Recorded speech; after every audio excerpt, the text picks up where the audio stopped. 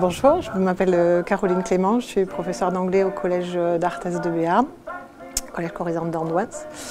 Là, vous avez assisté à une séance sur Rosie la rifteuse, Rosie the Riveter, qui s'inscrit dans une série de séances qu'on va travailler sur le rôle des femmes dans la Seconde Guerre mondiale.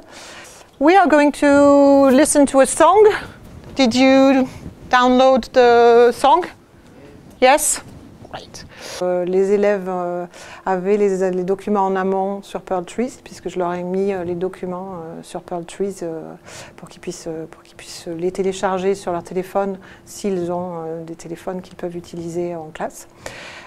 Sinon, il y a des tablettes qui leur permettent de également se connecter en utilisant les flashcodes. Ils peuvent directement avoir accès aux documents. Donc, ils ont un dossier spécifique qui centralise toutes les séquences de troisième. En fait, je leur mets là tous les documents qui peuvent leur être utiles, que ce soit des séquences ou des documents de révision ou éventuellement des sites intéressants qui leur permettraient d'aller plus loin. Do you have your phones or do you need an iPad? If you have the iPad or your phone, you can flash the code for the song. Listen to the song and fill in the blanks. Eux peuvent également me remettre leur travail quand ils font des devoirs. Donc il y a parfois des dossiers que je crée pour qu'ils puissent me remettre leurs travaux dessus. Et donc à ce moment-là, bon, je ne sais pas si on peut dire collaboratif, mais au moins voilà, moi je centralise à la fois ce que je reçois et ce que je leur envoie. All the day long when the rain does shine, she's a part of the assembly line. She's making history, working for victory. Rosie, the riveter. All the day long, whether rain or shine, she's a part of the Simply. It could be simply, but no, it's not simply. Did you hear?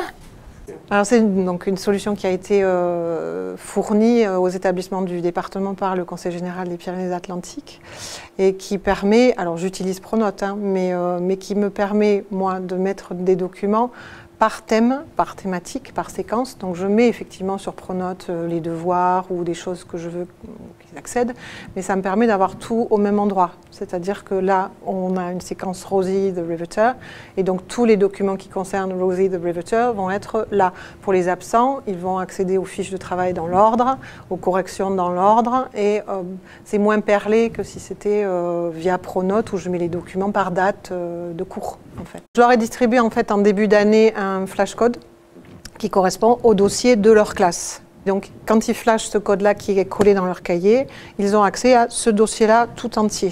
Et ensuite, au fur et à mesure que j'abonde avec les documents, les fiches de travail, les corrections, etc., ils ont accès à la continuité de l'année. En fait, ça me semble plus cohérent dans la progression et dans le contenu.